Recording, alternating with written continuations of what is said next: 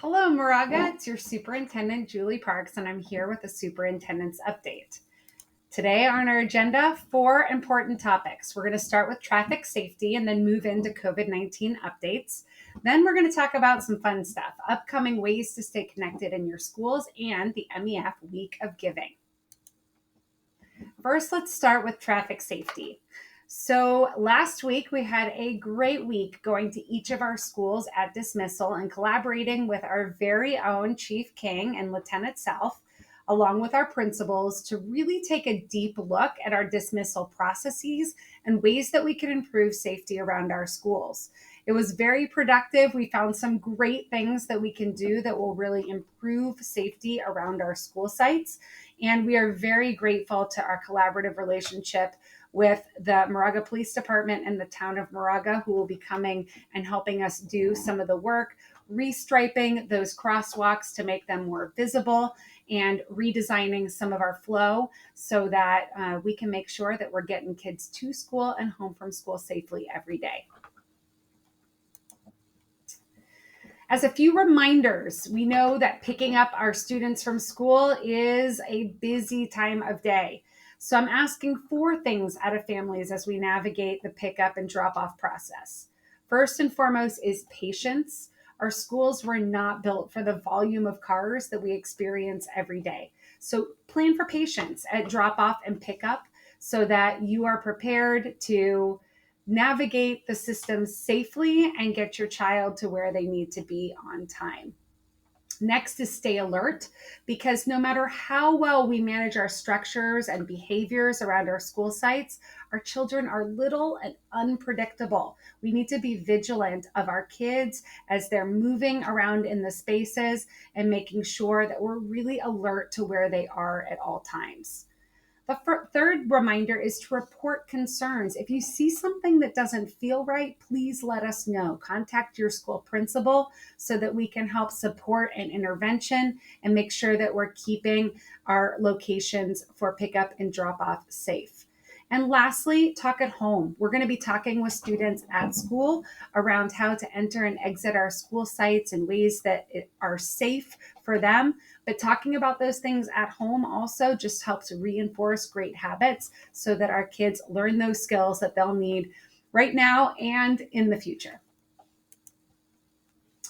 So now for some COVID-19 updates. I am happy to say that all of our staff have verified vaccination status in accordance with the law. And I'm also very happy to celebrate that our numbers of COVID cases remain very, very low in Moraga. And that is really thanks to our families being very vigilant about their own practices, reporting concerns as soon as possible, and being patient as we navigate all of these rules and regulations. So thank you, families, for all of your hard work on keeping our COVID cases really low within our school sites. And I do want to add that new updates that came from the California Department of Public Health do indicate that the outdoor spread of COVID-19 is very low. We've been seeing some data on that for quite some time. But for the first time, we saw that specifically noted within our school guidance. Students can be unmasked, close contacts outdoors, but the likelihood of that is very, very low. And as you'll recall, while masks are mandated within our classroom spaces, outdoors, if students need to take their masks off and have a breath of air, they are welcome to do that. Our dashboard is posted. You can check it out on our website and see that those cases are indeed very low. And I'd like to thank our nurse, Becky Maher, for her hard work in making sure that we're contact tracing and getting information to our families as quickly as possible. Quick updates about our community testing locations. We have expanded hours based on community demand. So we do have extended hours at our testing locations. All of those are posted up on our Moraga School District website. And you can visit locations in Moraga, Lafayette, Walnut Creek, and Orinda to be able to get convenient testing nearby. Some advice as you're navigating this: come prepared. Sign up in advance for an appointment using the links that we have on the website, and that will help you be able to navigate this process more seamlessly. I would also like to recognize that, like every other industry right now, our community testing partners are experiencing unpredictable and challenging staffing. Some days we are hearing that there are fewer staff members on site than other days, and that does impact the capacity of the site to test people quickly. So thank you in advance for your patience as we navigate that. There is variation in availability of various testings from site to site, so please be sure to check that out. If you're looking for a rapid test, those are offered at some sites, but not others, so that's something to be aware of. And just a quick update that we can't give any rapid tests after 5 o'clock p.m. at our testing site because of the time it takes them to close down and get results over to send off to be completed in the lab. And so no rapid tests are happening after 5 o'clock p.m. on our sites. We're happy to be able to provide this service for the community. It is not without challenges. There is a huge demand, and the company that provides these services at no expense to our district as a service for our community is a bit overextended. So I apologize for inconvenience that folks have experienced there, but I do believe that continuing to have these locations available is really important for our community. So I am hoping that we can continue to work through some of the issues as they come up and be able to offer this for folks to use. So let's talk about some upcoming ways to be connected. Real quick, before we do that, I want to recognize a great way that we got kids connected. Last week, we had our Start with Hello Day, and it was really an amazing day where students in our upper grades and fifth grade showed up early, got ready with signs, and were there to greet students as they came into campus and start the day with hello. It was a wonderful experience for our students to have such a great greeting as they walked onto campus. And it is one example of one of the many ways that we're trying to target very specifically social emotional health for our students this year.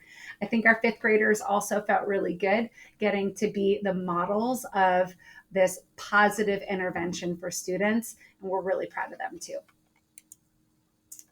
So other ways to connect, we have a great parent education opportunity available called COPE. And COPE is for all parents looking to learn more about how to support their kids. October 26th is the next COPE meeting, and some topics you can look forward to in future months are things like friends and peer relationships, coping with anxiety, and teenage survival. So stay tuned for more information about these meetings. Please check out our website for more because they're great opportunities to be able to learn how to support our children at home. Another great opportunity to get involved is our Cultural Proficiency Committee. We meet monthly, and because of parent demand, we are offering some meetings in the evenings as well. Our next meeting is October 18th. That's at 6:30 p.m. on Zoom. So look for that also as an opportunity to get involved in some of our DEI work within our district. And lastly, your PTA is doing some great things on campus. They send out newsletters every week that are filled with great opportunities for parents to get involved. If you are not already subscribed to your school's PTA newsletter, I highly encourage you to make that happen so that you know about all the events that are happening at your school site. And lastly, next week is officially the Week of Giving for MEF. This year, as we celebrate 40 years, we've got some great goals set to really get those contributions in that support our school in our essential programming for our kids. So check out those emails coming out from MEF, and we're hoping to see a successful Week of Giving. That's what I've got for you today. I hope everybody has a wonderful weekend.